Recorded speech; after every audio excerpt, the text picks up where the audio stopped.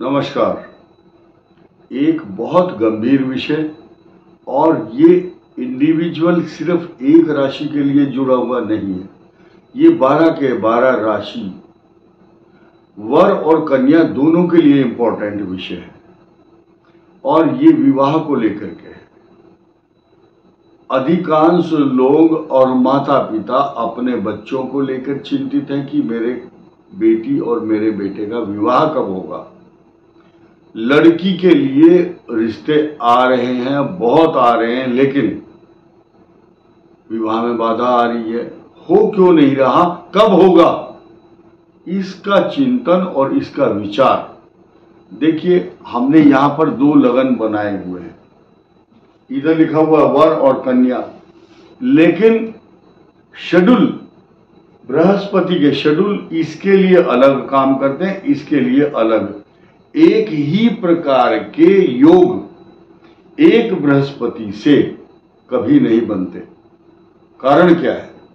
कारण ये है कि पहले हम लड़के की शादी की बात करते हैं। आपकी कुंडली में शुभ ग्रह की महादशा चल रही है, गोचर में बृहस्पति अच्छा है, और द्वादश भाव में बृहस्पति होने पर भी पंचम, दशम, चतुर्थ, कैसे भी देख सकते हो, विवाह हो सकता है, उसमें कोई बाधा नहीं है।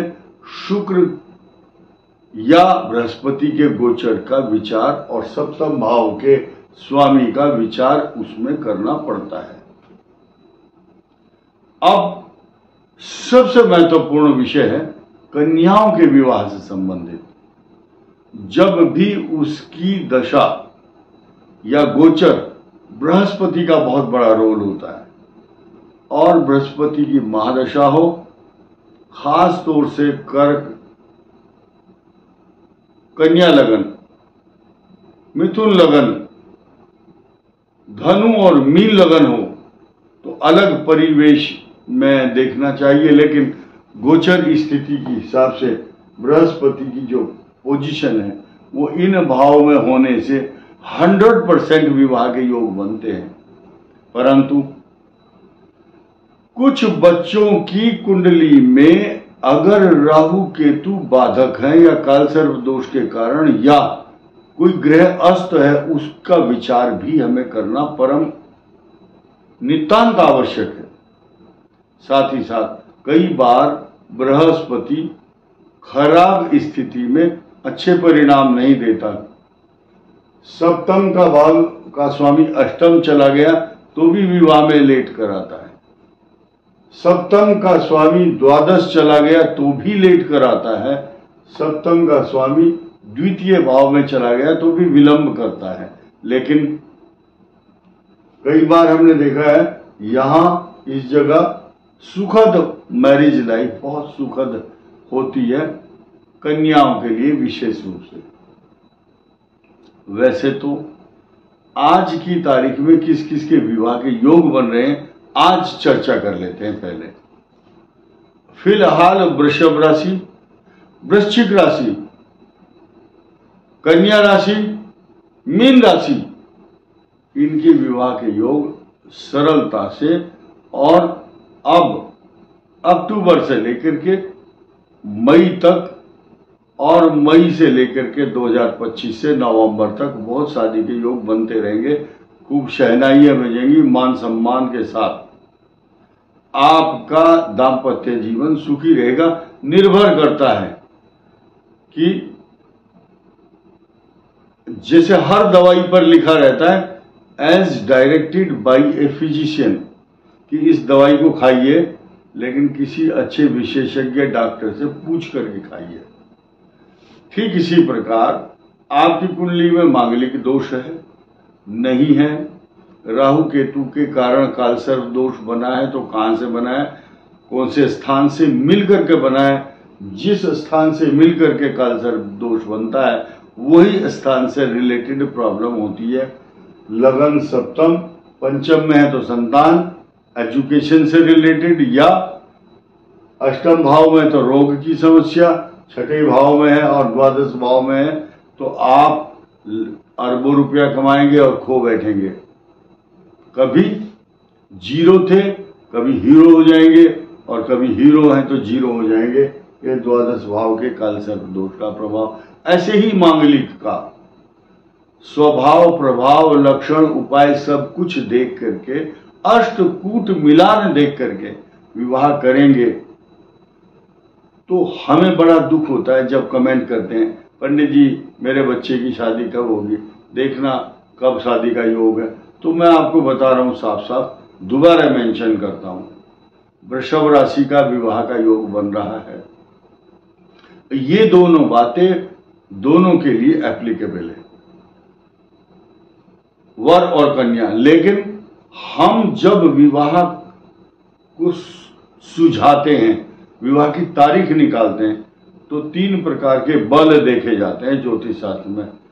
सूर्य बल, गुरु बल, ये सूर्य बल कन्या के लिए, सूर्य बल लड़के के लिए, और बृहस्पति का गुरु बल बोलते हैं उसको, वो कन्या के लिए, और चंद्र बल दोनों के लिए देखा जाता है। तो जो चंद्र बल ठीक प्रकार से हो और सूर्य और बृहस्पति का बलाबल देख करके तब विवाह की तारीख निकाली जाती है। याद रखिए, जन्म कुंडली देखना बहुत आसान है, विवाह की तारीख निकालने में बड़ा झंझट और कई प्रकार की बातों का ध्यान रखना पड़ता है, क्योंकि उसमें मृत्यु बाण और चंद्रमा और कई प्रकार के दोष का परिहार करने के बाद तब विवाह का योग और देखा जाता है। तथा ऐसे ही a little knowledge is always dangerous thing, कम ज्ञान बहुत घातक होता है। कुछ लोग देखिए, वैसे तो कोई भी समाज हो, अधिकांश यहूदी, सिख और इस्लाम, चर्च, क्रिश्चियन, पारसी, यह किसी से पूछते नहीं है। कोई भी संडे मंडे जो छुट्टी का दिन होगा सेलेक्ट कर लिया, विवाह कर लिया, क्योंकि उन्हें इस बात से चंद्रमा बृहस्पति से कोई लेना देना नहीं होता। लेकिन सनातन धर्म की जो ज्योतिष शास्त्रीय पद्धति है, कुछ लोग उस पद्धति से बंधे हुए हैं। तो अगर उस पद्धति से बंधे हैं तो उसके अनुकूल जो शास्त्र रीति है, शास्त्र रीति के अनुसार आप इन बातों का ध्यान रख करके चलेंगे तो अच्छा रहेगा। अंग्रेजी में एक कहावत है, open the eyes before marriage and close the eyes after marriage. शादी से पहले आंख नाक कान खुले रखें और विवाह होने के बाद फिर कोई चर्चा नहीं, फिर आंख बंद कर लें और अपनी दाम्पत्य जीवन को सुचारू रूप से चलाएं। तो इस वर्ष वृषभ राशि, वृश्चिक राशि तथा कर्क राशि और कर्क के बाद कन्या राशि और मीन राशि, इनके विवाह के योग तो प्रबल रूप से कन्याओं के बन ही रहे हैं। बाकी जो वर पक्ष है, लड़कों के विवाह है, उनका भी इन्हीं राशियों का तथा उनके एक्स्ट्रा राशियां भी हैं, जिसे मिथुन भी है और मकर भी होगी तथा द्वादश अगर बृहस्पति आपका है गोचर में राशि से या लगन से, अष्टम भी है, तो विवाह के योग बनते हैं। क्योंकि धार्मिक कार्यों में, मांगलिक कार्यों में जब बृहस्पति द्वादश और अष्टम आता है तो मनुष्य के घर में यज्ञ आदि का आयोजन होता है और विवाह एक बहुत बड़ा सांसारिक एक बहुत बड़ा पर्व है।